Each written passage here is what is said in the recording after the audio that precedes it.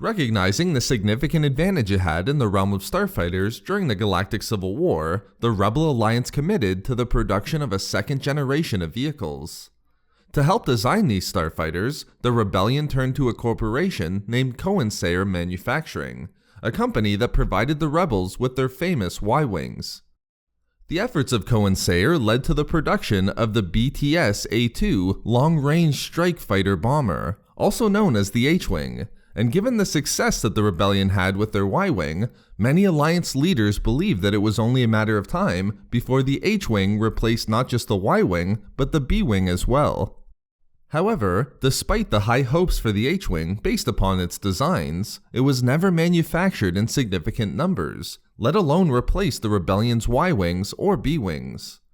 In this video expose, I will explain why the H-Wing was initially viewed so favorably by the Rebellion strategists, but never came to earn a dominant role within the Alliance's starfighter corps. Manufactured by the Myhr Manufacturing Company, the Rebel H-Wing was designed to be a hard-hitting starfighter that could deliver a punch against the starfighters and capital ships of the Imperial Navy. With a length of 17.1 meters, the H-Wing shared many of the same components as the Y-Wing, such as a similar sensory package and ion jet engines, only slightly larger in the case of the latter. This is unsurprising, given that the H-Wing and Y-Wing shared the same manufacturing lineage. But it isn't to say that the two starfighters shared every component, as the H-Wing lacked a port to allow for the use of an R2 unit, while also had the ability to benefit from a higher data storage capacity. The greatest advantage provided by the H-Wing was its tremendous offensive capabilities. It was outfitted with two top-of-the-line proton torpedo launchers, which could be outfitted with 6 torpedoes each in a standard load. This was significantly better than the maximum of 8 torpedoes within the Y-Wing standard load, but equal to the B-Wing. However, the H-Wing was provided with one of the most elaborate and complex fire control systems that represented a powerful improvement over all other Rebel starfighters. The H-Wing also contained a single medium laser cannon turret to assist in dogfights and closer range combat, which was mounted in a fully rotating dorsal turret. However, there was a significant drawback to the design of the H-Wing as it related to the vehicle's laser cannons. It could only be fired from the turret's gunnery chair, meaning it couldn't be controlled from the piloting cockpit. Therefore, if the gunner in some way became incapacitated, the laser cannon system could not be utilized.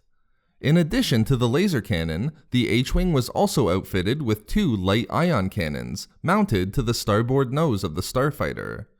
Without question, the H-Wing was one of the most powerful starfighters ever designed by the Rebellion.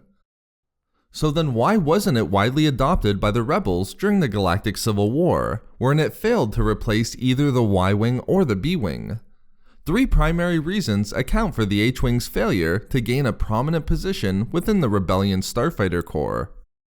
First, the H-Wing was forced into limited use for the simple reason that a significant number of Rebel outposts and starships didn't have the requisite fighter bays necessary to both house and service the H-Wings.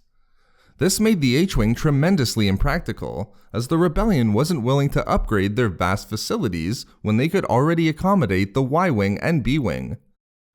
The second reason why the H-Wing failed was due to the starfighter's severe disadvantage in the areas of speed and maneuverability. Because the H-Wing was designed to survive long combat engagements with the Imperial Navy, and thus expected to take multiple hits, the H-Wing was outfitted with a heavily armored and reinforced hull, with even more protection being offered through the availability of high-energy shields. When coupled with the tremendous offensive systems previously discussed, the H-Wing sacrificed speed and maneuverability. It was considered to be a slow starfighter even when compared to the B-Wing, which only had a top speed of 950 km per hour.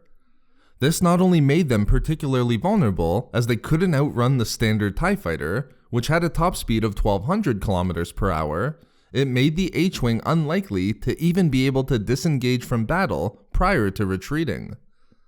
Therefore, although it offered clear advantages, Rebel strategists couldn't rationalize sending starfighters into battle that had little chance of returning. Finally, the reason why H-Wings were relegated to use within escort and patrol missions was due simply to economics. The H-Wing was a significantly expensive vehicle, a product of the starfighter's vast array of systems. In addition to the offensive and defensive systems just discussed, the H-Wing was also outfitted with life support and hyperdrive systems.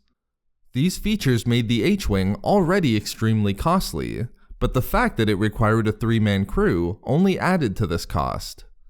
3 crew members meant that more resources needed to be spent to properly train and equip pilots to make the H-Wing operational.